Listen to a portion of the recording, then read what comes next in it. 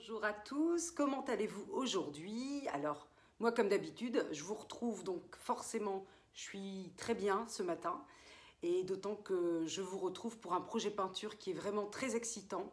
J'ai reçu une commande d'un très grand format avec une dominante rouge qui est la seule consigne. J'ai envie de mêler mon nouveau goût pour la peinture fluide à ce que j'aime faire depuis toujours qui est de la forme géométrique. Donc comme pour mon dernier tableau, on va faire un mélange de ces deux pratiques. Bien sûr, je vous invite comme d'habitude à laisser un commentaire en dessous de la vidéo. Je vous invite également à laisser un petit pouce pour m'encourager et surtout, s'il vous plaît, abonnez-vous à ma chaîne. Ça me fera tellement plaisir.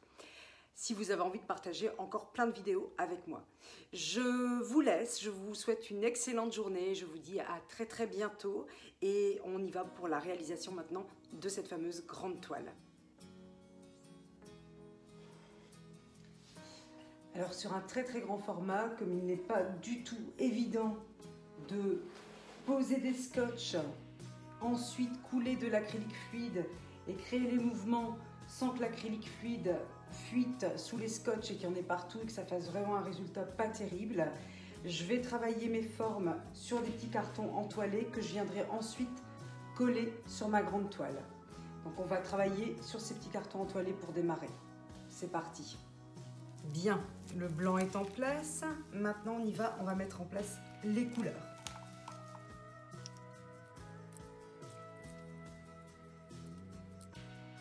Le blanc maintenant pour recouvrir, pas trop. Je viens recouvrir avec le souffle pas trop fort du sèche-cheveux, tout en douceur. Et je vais faire la même chose de l'autre côté.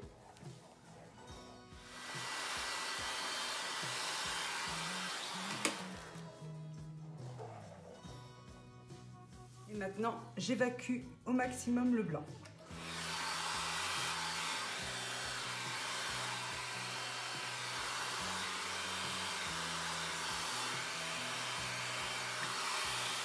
Je finalise plus en précision avec une paille.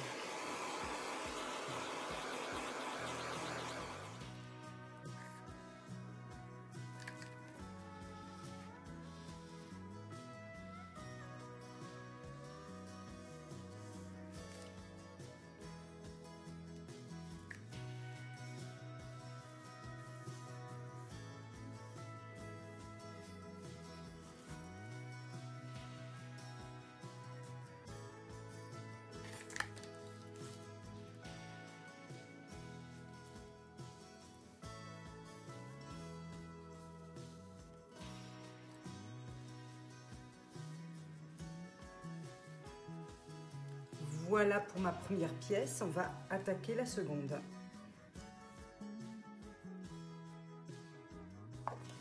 Alors pour cette deuxième toile, je ne mets pas du tout de couleur foncée, uniquement des couleurs lumineuses. Le doré pour commencer.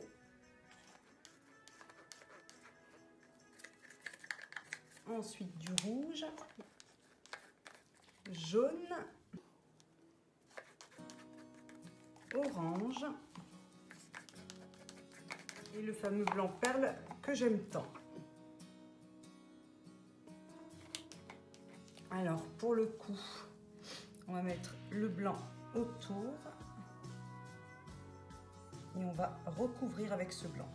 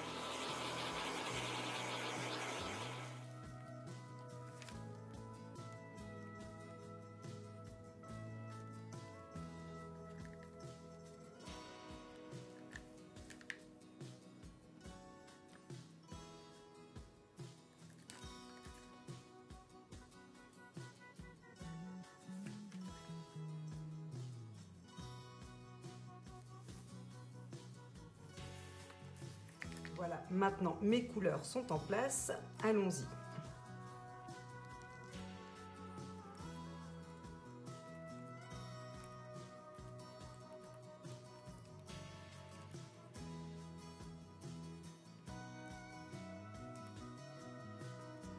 Voilà, maintenant on va procéder à la mise en place d'une ligne de blanc et on va ensuite faire ce qu'on appelle le glissement.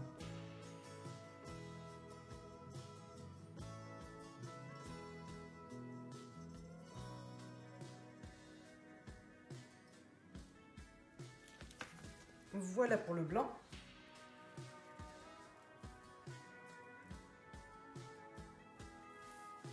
Premier côté.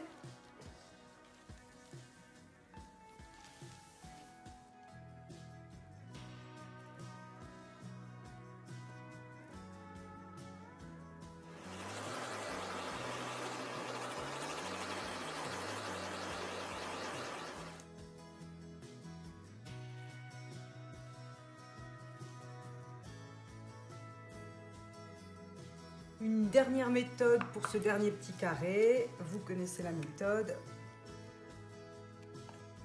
Une petite pièce que l'on remplit de différentes couches de peinture fluide.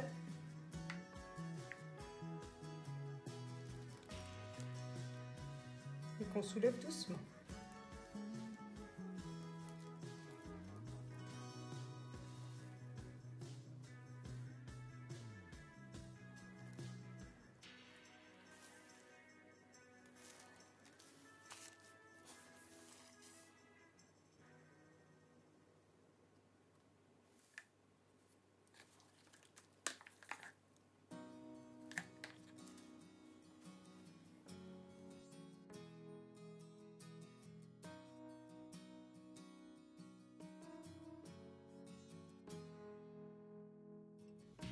Pour ces 3 petites pièces, je vais procéder par superposition de couches de peinture.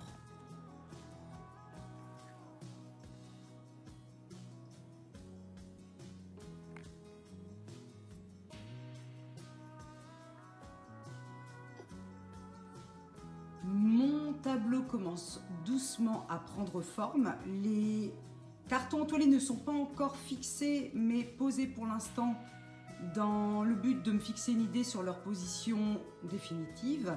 Les 3 petits carrés que vous apercevez là-haut, en haut à droite, par contre, sont beaucoup trop sombres à mon goût. C'est donc cette prochaine tâche que je vais accomplir, essayer d'éclaircir un petit peu.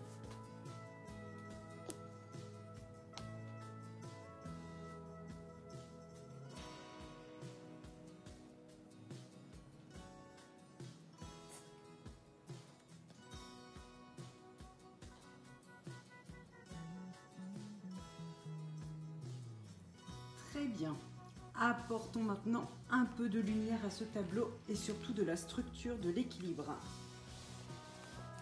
Alors pour ceux qui me connaissent bien, ça va se faire avec nos fameuses lignes blanches qui vont redonner tout un ensemble structurel à toutes ces formes qui pour l'instant sont désolidarisées les unes des autres. On va commencer par ces 4 petits rectangles qu'on va associer dans une même ligne, sur une même ligne. Parfait. Même chose pour le bas de mon tableau. On verra après si on vient poser cette forme un peu en décalage ou sur la ligne. Je crois que ce sera en décalage. Ça me plaît beaucoup plus. Voilà, comme ceci. Elle a trouvé sa place. Elle aussi, je pense, ici. Voilà. Elle ne bouge pas. Et celle-ci, par contre, peut-être sera un peu décalée comme ceci. Ok. Mettons un peu de lumière dans ce tableau.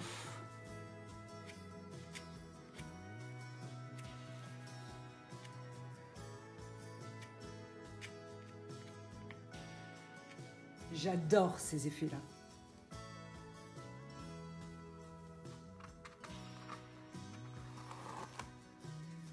Et on peut voir le résultat de suite. Et ça, c'est aussi génial. Ok, donc là j'ai mis un peu de lumière, maintenant je voudrais mettre un peu d'ombre avec un mélange de noir et de terre d'ombre brûlée, bien dilué avec de l'eau et qu'on va positionner ici. Le résultat sera très léger, comme ceci.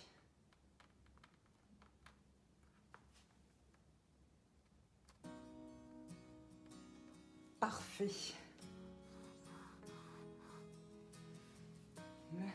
Très bien. Voilà. J'ai placé mes 4 pièces vraiment comme j'ai envie qu'elles soient définitivement. Et je voudrais donner l'impression que tout ça se retrouve dans un rectangle, en fait un tableau dans le tableau. Donc j'ai déjà conforté ici par mes lignes de fuite et ma tache blanche qui est ici, cette petite zone qui crée un décor à elle-même. Et maintenant je vais essayer d'intégrer ces 2 pièces dans ce décor. Alors je vais utiliser pour ça toujours le même outil, à savoir mes lignes blanches et mes marquages comme celui-ci. Donc là l'idée c'est de prolonger ma ligne blanche qui est ici et ensuite je viendrai mettre ici une zone blanche exactement comme celle-ci qui sera le prolongement du côté de ce tableau et les lignes ici vont se rejoindre virtuellement également. Allez, on y va. Je vais tracer mon repère ici pour ma petite forme blanche qui fera vraiment un écho à celle-ci. Le trait horizontal est fait. Et pour le vertical, donc comme je l'expliquais, je vais me caler sur ma forme qui est là et qui viendra s'aligner avec ce fameux petit carré. Bien, on a notre angle qui est ici, qui est marqué. On n'a plus qu'à mettre notre scotch et notre blanc.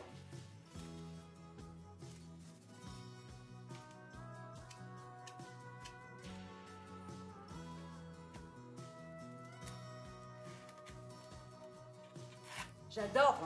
Pour ceux qui connaissent déjà un peu mes vidéos précédentes qui ont traité de ces formes géométriques, vous savez qu'il y a également un petit quelque chose que j'aime par-dessus tout, c'est mettre mes petits points blancs avec mon... pas mon Posca, non, avec ma petite peinture acryl de chez Darui. J'adore ça. Donc je ne vais pas m'en priver. Hop, je vais me faire ce plaisir également sur ce tableau-ci. Alors je mets la règle en repère pour avoir un bel alignement. Et puis allons-y, on va partir sur à peu près le centre ici de cette zone. Le centre ici. 2 et 3. 3 toujours, je ne sais pas pourquoi. C'est mon chiffre. Et voilà. Et ici, je fais la même chose. Je voudrais marquer un peu ces 2 carrés-ci, mais pas comme ça a été fait de ce côté-là. Je voudrais faire quelque chose de différent. Je vais donc faire partir des lignes horizontales et ne pas tracer de verticale de ce côté-ci. Une première ligne. Je voudrais faire la même chose dessous. J'aimerais maintenant faire quelques lignes supplémentaires ici, qui sont des lignes qu'on retrouve beaucoup dans mes tableaux. Les 3 petites lignes qui viendront ici dessous.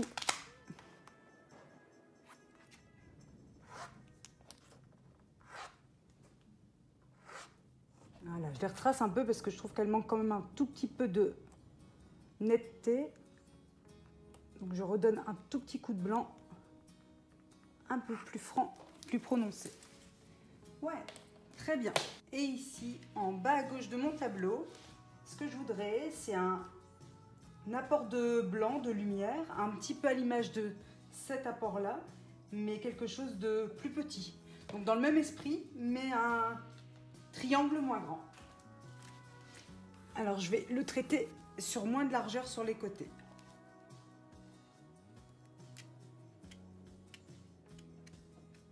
Comme ça.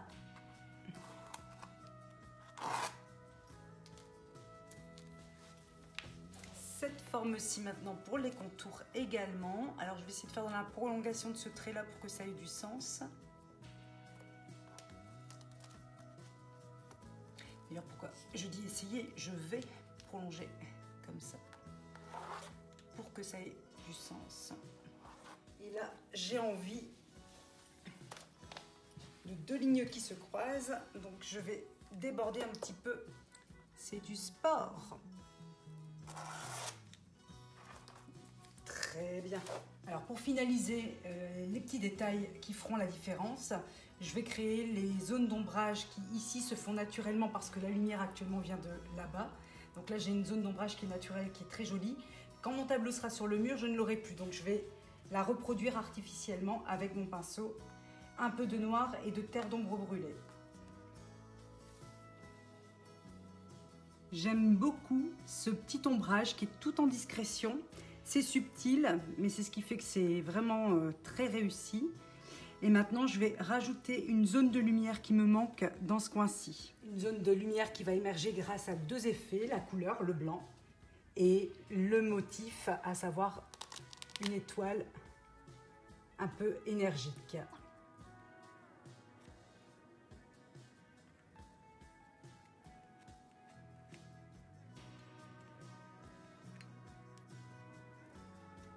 Quelques derniers ajouts de blanc pour la finition.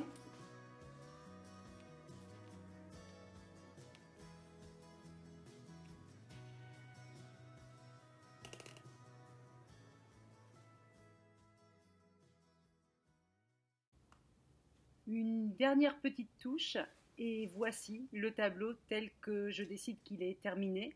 Je suis très contente, je vais fixer mes 4 petits cartons entoilés avec de la colle et je vous montre le résultat une fois le tableau posé verticalement sur un mur. Ça y est, voilà, l'œuvre est terminée, mon tableau est fini, j'en suis très satisfaite.